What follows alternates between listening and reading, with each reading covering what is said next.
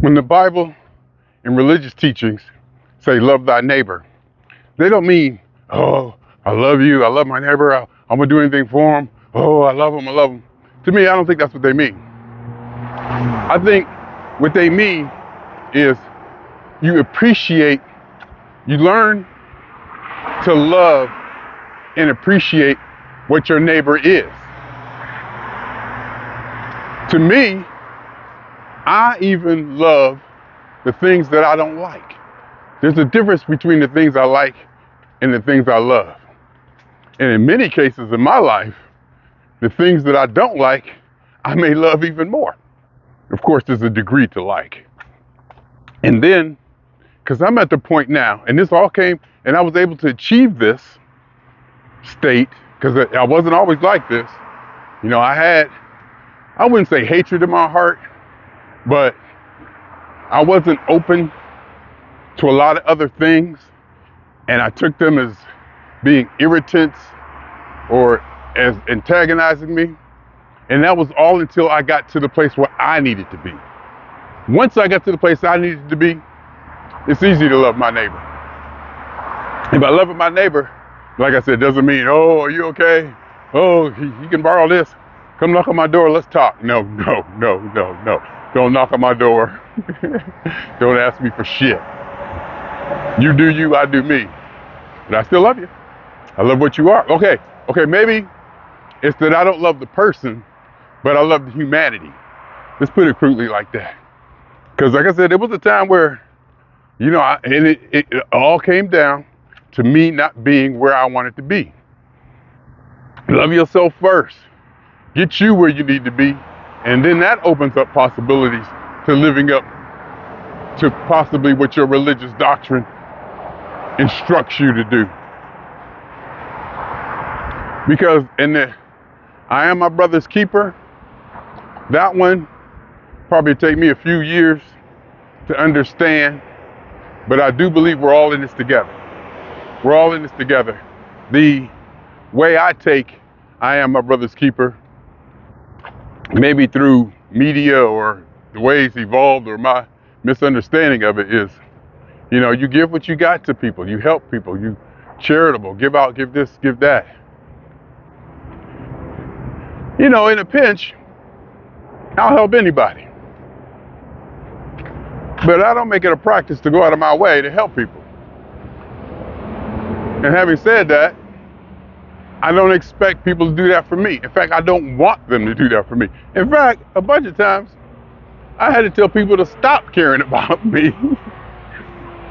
I mean, like I was on trouble one time, and something happened. I was in New York or something, and there was a shooting in New York, and people were like, "Are you okay? You okay?" I was like, "Don't do that. Don't put me in that. I don't want to be that. No, I don't want that responsibility. I don't want you thinking about me that way. I travel too much. I do too many things to have to stop what I'm doing and explain to you that I'm okay because of your insecurities. Hell, you got Jesus and God, so what you worried about? I'm the atheist. I'm the one you should be worried about. You should just say, leave it in Jesus' hands. Nah, I don't want to get cynical. I don't want to say anything that's going to trigger or antagonize anybody. But there's a lot of prayers going up for people and thanking God after the fact. I don't understand that quite. If the God I would pray to would have prevented the act in the first place, like the boy getting shot, thank God, or God is good because he didn't die. God would have been good if the white man who did it wouldn't have been in the situation that made him do it, whatever that situation is, whatever caused it. And if it was Satan, God allowed Satan. God allowed evil. So it's how do you reckon that? Now the leaf shall fall, but yet we got Satan. God knew Satan was going to happen. If he's all-knowing, all-powerful, he knew Satan was going to happen. And he allowed it. So we allowed this suffering. A good response to that would be, is we don't know God's mind. We don't know God's will. And I would agree. We don't. So why assume that God is on your side? If you don't know why he's doing things, why assume God is on your side? And I'll tell you why. Faith. Faith works.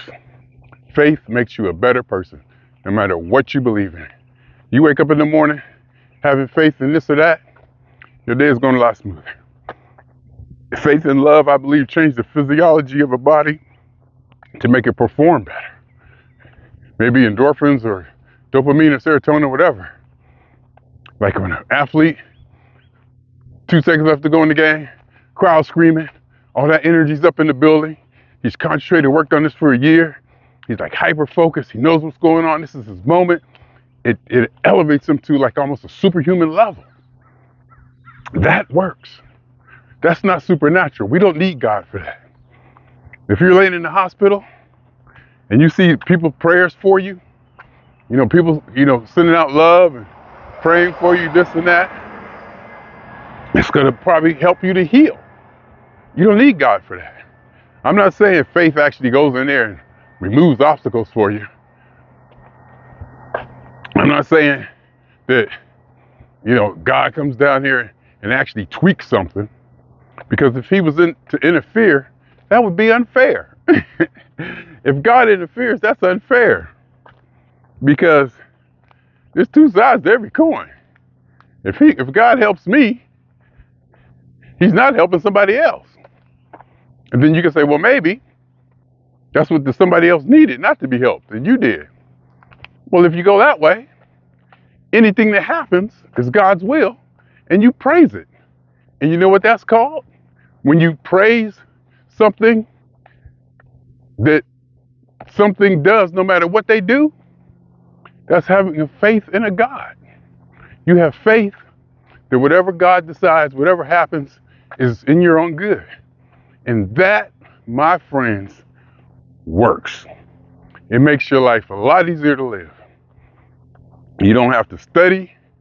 You don't have to figure out how things came on this earth. You don't even got to know about the Big Bang. You can care less about evolution. Doesn't matter. And throw on the top of that you go to heaven after you die. Living don't mean nothing. You're covered on all bases. This life don't mean nothing because heaven's better. So you just got to get through this and then die and then go to heaven. So it's like a parachute for all the problems of life. And that's what religion is supposed to provide. That is literally what religion is supposed to provide. And it does. And also, there's a difference between faith. Now, what I want to say is there's also the social structure of a church, the people in it, the fellowship, the food, the business contacts, your babysitter. You probably met your babysitter at church. I met my plumber at church. I didn't, you know what I mean? It's a social thing. And they say back in the day, the reason church steeples are so high is because they used to be social organizations where people would come to get help. This was before Social Security, before welfare and all that. The communities themselves would create funds and have places to go where people can get help. And they made the steeples real high so that people could see them and find them. I just heard that, I don't know if it's true or not, but that's the idea. That's why you see so many churches in these, especially in Pittsburgh and Youngstown and Midwestern cities. You see a church on just about every other corner because they were communities of people who worked together in the name of God. And it works. That's beautiful. It's not supernatural. It's not God. And that's all I'm saying. Because this comes off a post I made today that you can be religious and be an atheist. In fact, there was a trend or something like that where a few priests were coming out admitting that they were atheists. They didn't believe in God, but they believed in the tradition They believed in the religion, and they believed in the social aspect of the church. And they probably did their job very well as being priests and helping people and doing this and doing that. But so over time, they started to realize, hey, you know, they probably see so much tragedy and so many things that they can't explain. And they probably read so much of the doctrine that they started to realize this don't add up. Or maybe, oh, so-and-so wrote this. I know him. And they go back and study, find out he said something else 3 years earlier, hundreds of years ago. People who wrote the Bible, because man wrote the Bible. So, we can have, like I said, I'm not against religion. I'm not against anything. And I think that comes back to my original statement, loving thy neighbor, loving everything. I'm not against anything. I would never tell anybody not to do anything. I love my neighbor. I love everything about everything. And that only came after I got myself together. When I got to where I wanted to be. And it took decades. It took decades to build that foundation. And one of the major things was I had to decide what it was I wanted to be. I had to find something. A lot of people find religion. A lot of people find God. It's easy. Everybody else believes in God. What do you mean you don't believe in God? Everybody believes in God. Come on. I dedicate my life to God and just walk around living your life aimlessly as long as you go to church on Sundays and Easter and put up a Christmas tree and Easter eggs. I didn't mean that in a sarcastic way, but I just meant practice the traditional ceremonies of the faith. Like burning candles and stuff like that, and the music and the celebrations and the dinners and all that. That works.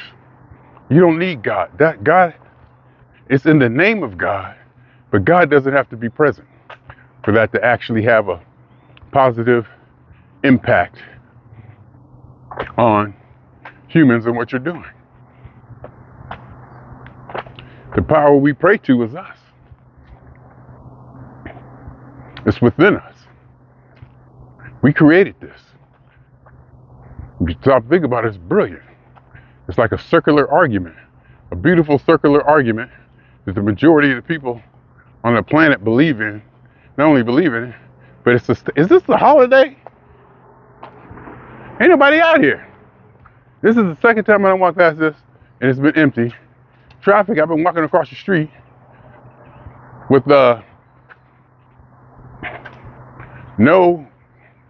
usually have to wait for traffic. I wonder if it's a holiday. Anyhow, swinging on y'all 2 times this time. For me, and for the phone. And for every elementary particle that's ever existed in this or in any universe that ever was, will, be, or is. The totality of it all, and hypothesis of all as one. A theory of universe. My name is Jeffery.